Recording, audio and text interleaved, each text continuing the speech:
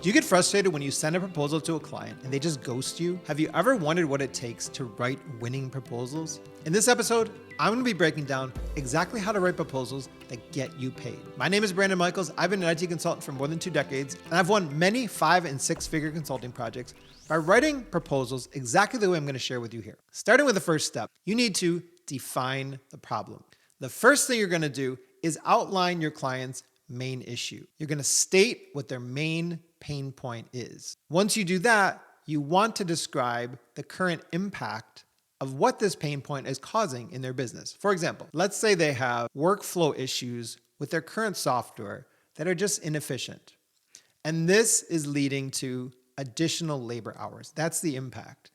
Or maybe they have an existing platform that they're on, and the licensing model is making it very expensive to scale. Maybe they have a lot of manual processes in their day-to-day operations. And the impact of this is that it's slowing down other revenue-producing activities. Or maybe they have data, but they're unable to gain insights from it. They don't have a way to glean insights from their data. And this is preventing them from identifying new avenues for revenue growth. Maybe they have homegrown systems. A lot of companies have homegrown systems. And a lot of those homegrown systems are prone to downtime and instability issues. The impact of that would be work and data loss. Now, the one thing to keep in mind here is that when you're working with a client on a project, they're going to want to tell you what to do. For example, they may tell you they need a new database because their existing database isn't performing well. And the truth is, it may have nothing to do with the database itself. It may be an indexing issue, or it may be their queries are written poorly. In any case, very rarely what the client tells you to do, tells you they want to do, very rarely is that the actual problem. That leads to step number 2, which is you need to diagnose the pain. You need to figure out what your client or potential client really needs. This is the same as when you go to a doctor, and the doctor is going to find out the root cause of your pain.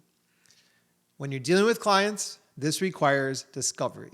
Discovery is that fact-finding session that happens before the project kicks off. Another way to say this is doing your due diligence, making a careful investigation of everything that you can find out about your client's business, about the problems they're having, and about the impact that those problems are having on their business. Sometimes this is also called gap analysis, the difference between where they are now and where they want to be. Or some people call it requirements gathering. In any case, the goal is to have a thorough knowledge of your client's problems when you're done with the discovery process. Now, how do you do that? The way to do it is you want to ask a ridiculous amount of questions. 2 of the best questions to ask, 2 of the best responses to give anytime a client tells you something during that discovery session. First, you can say, tell me more about that. Your client tells you about something, tell me more about that. And they'll give you even more information. Once they're done giving you that information, ask the question, is there anything else? If you keep bouncing back and forth between these 2 questions until the client has nothing more to say, most of the time you've gotten to the bottom of the issue. This time, this discovery session is not the time to answer questions. The best thing to do is to answer every question with another question. That's going to help you get as much information as possible and not get sidetracked by random questions that the client might throw at you. Another thing you want to do in this diagnose the pain phase is to show them how the problem is holding them back. Another way to say that would be to exacerbate the pain. So if you've identified the main pain point, you want to show them what are the business consequences if that pain continues, if they don't do anything about the pain, if they choose not to do anything about the pain. Now, the thing about discovery sessions, if done well, they can take a long time to complete. So one thing you might want to consider is doing a paid discovery session. The way that would work would be to, instead of doing this for free, you would actually charge the client for the discovery process, for really getting to the root of their issues. And then the deliverable for that would be you would give them a recommendation. And if you're going to do a paid discovery session, in the end, the deliverable is going to be a detailed recommendation for how they should move forward.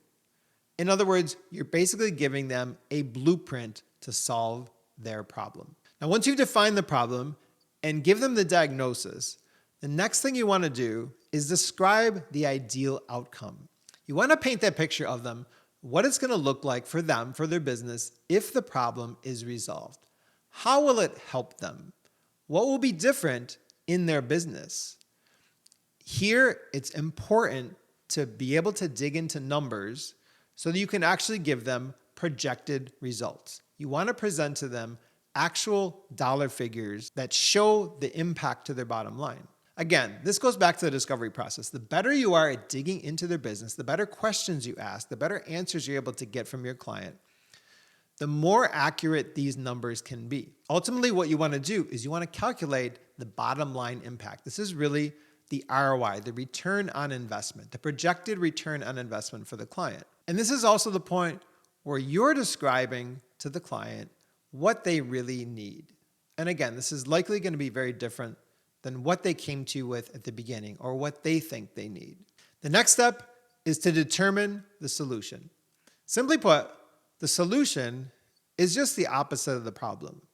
For example, if your client is struggling, spending many hours pulling reports together manually, the solution is not having manual reports. The solution would be automated reports. If they're having slow performance in their software, their database, if that's their issue, the solution would be fast performance or faster performance, reducing the latency to a bare minimum. If they're unable to use an internal system they have out in the field, let's say they have software that they can only use in their office, but they really need to use it out in the field, the solution would be providing access out in the field. And this is the point of the proposal where you're going to tell them exactly what you're going to do to provide the solution. Now, you're not going to show how the sausage is made. Clients don't really care about that. They care about the results. So what you're going to present here are the steps you're going to take that are going to lead to these results for the client. The reason you don't want to show how the sausage is made is because the longer and more involved your proposal is, the more effort it requires them to read, the less likely your client is to say yes. Let me give you an everyday example. Years ago, I had a sports injury that required surgery. Now, the doctor told me what my problem was. He diagnosed my problem, and he did paint that picture for me of what it would look like after I had the surgery. I would regain full use of that part of my body. Now, if he had actually shown me videos of what they were going to do in the surgery, I might have not gone forward with the surgery. So in the same way, you don't want to present to your client all the gory details of what you need to do to get them where they need to be. To them, your solution should seem like the easy button. People say yes to easy. Next, it's super important that you deal with the objections. Any objections that your client might have, you need to deal with them because dealing with the objections lowers risk. Remember, your proposal is for a business, but a person is still going to make the decision. And people make decisions based mostly on their feelings. Their feelings could be fear. If they have a boss to report to, they may fear saying yes to a proposal for a project that ends up going badly. So fear of making a mistake. They could also be thinking about their career and where they want to go in their career. And they don't want a bad project on their resume. So the impact on their career is also going to affect how they feel about a project. They may have upcoming evaluations by their boss or by their board. They want to make sure that this is going to give them the win that they're looking for. Another thing people might be afraid of is the stress of the learning curve. If you're introducing new software, if you're introducing a new reporting system, there's going to be a learning curve. And the person may worry how that's going to impact their staff, how it's going to impact their business. It's important to anticipate all of the hurdles that your client may perceive, not just the ones that you can think of off the top of your head, but all of the issues, all of the objections that your client may come up with as an excuse to not move forward with the project. Here are some examples. Let's say you're developing a new software application. Your potential client may worry that the new software is going to produce a different workflow, and that's going to be difficult for users to adapt to. So the way to overcome that objection, you could say, we're going to provide additional instructions. We're going to provide on-screen instructions to make sure that the users know exactly the steps to go through. Or maybe it's a situation where there's a new reporting system put in place, and they're worried about the learning curve from using the new platform. A way to overcome that objection is to specify in the proposal that you're going to provide training sessions to help their users overcome that learning curve and be able to use the new report system just as easily and quickly as they were able to use the old one. Clients may also worry that the project is going to take too long or it's going to take up too many of their resources. One way to overcome that objection is to ensure them that you're going to provide regular updates so they know exactly where the project is and exactly what's left. Another very common objection would be for a client to be concerned that you might go over budget in the project. And an easy way to deal with that objection is to do a flat fee project. Now, even if there's only one lingering objection, that can be the reason the client says no. So it's so important that you uncover every possible objection that your client may have. Once you've dealt with the objections, next, it's time to detail the offer. This is where you're going to present the offer to the client. Now, one of the most effective ways to deliver an offer is to use something called price anchoring. There are two different ways that you can use price anchoring in your offer. The first is to anchor your price against the projected financial impact. For example, let's say your client does a lot of paper document delivery and they're looking to cut back those costs. And the way you can help them do that is by delivering an electronic document system. Or maybe they already have an electronic document system. You just need to figure out how to get more users to sign up for electronic documents. I had a client that was spending hundreds of thousands of dollars on paper document delivery. Let's say a client is spending $300,000 a year and you can help them cut those costs in half. So you're going to save them $150,000 every year. The way to anchor that against the project price is you present the projected ROI to them. You're going to save $150,000 a year.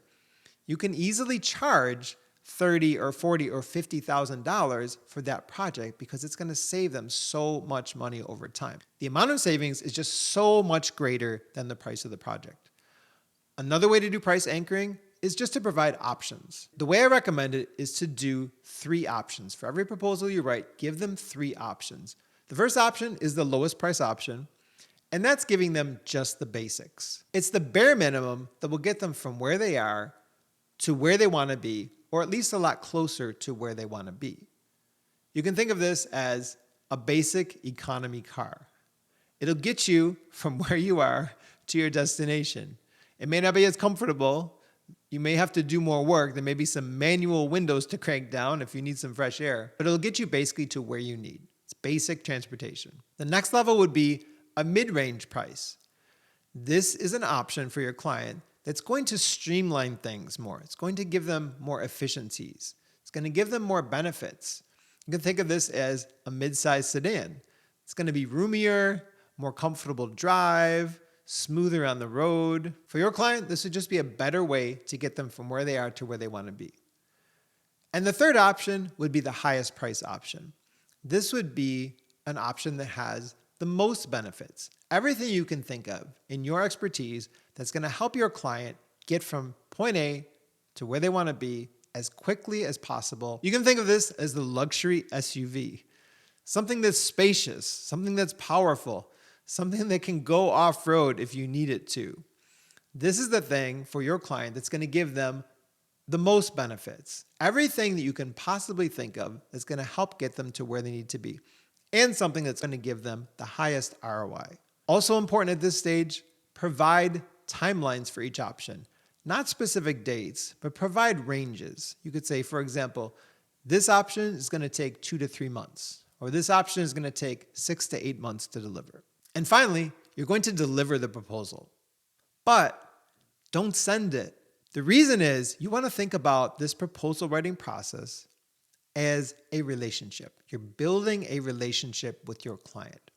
Your actually writing a story. By writing the proposal, you're writing a story with your client. You're writing a story of where they are now and where they want to be. So in this relationship, you're hand-holding. You're leading them to where they want to be. Don't let go of their hand now. You want to present your proposal in person. This can be physically, actually going to their office, having them come to your office, or you can do it through Zoom or Teams or Meet, some kind of an online way where you can actually share your screen and you're going to walk through the proposal. Before you even send it to them, you're going to walk through it. You can send it to them after you present it to them. Read through every part of the proposal with your client. Again, you're doing this together. This is you and your client walking this path together. And this is the time to answer questions. So if your client has questions, now is the time to answer those questions. In writing this proposal, remember, you're the trusted guide. You're the guide who's there to help them get from where they are to where they want to be. One practical tip, be prepared to take payment. If the client is ready to sign a check, the client is ready to give you money, be prepared. Have something set up to take payment on the spot. I would recommend asking for 100% upfront. If the client isn't willing to do that, or if it's a very large project, at least start with a deposit. A good number to shoot for a deposit is 50%. This is where you might have to negotiate a little bit with the client. There's no reason at all why you shouldn't be paid upfront 100%. But if it's a new client, if there's still trust being built, you can ask them for a deposit upfront. I would recommend at least 50%. And if you're going to do it that way, make sure the remaining 50%, whether it's all at once or whether it's 25% and 25%, make sure that that happens on specific dates. Don't tie it to the result of the project, because the truth is you never know what delays could come up in a project, and a lot of them may not even be your own fault. So make sure that if you're going to do partial payment up front, make sure that those additional payments happen on specific dates. If you're looking to get started with consulting, click the link in the description and sign up for a one-on-one strategy call. Thank you so much for watching, and I'll see you in the next video.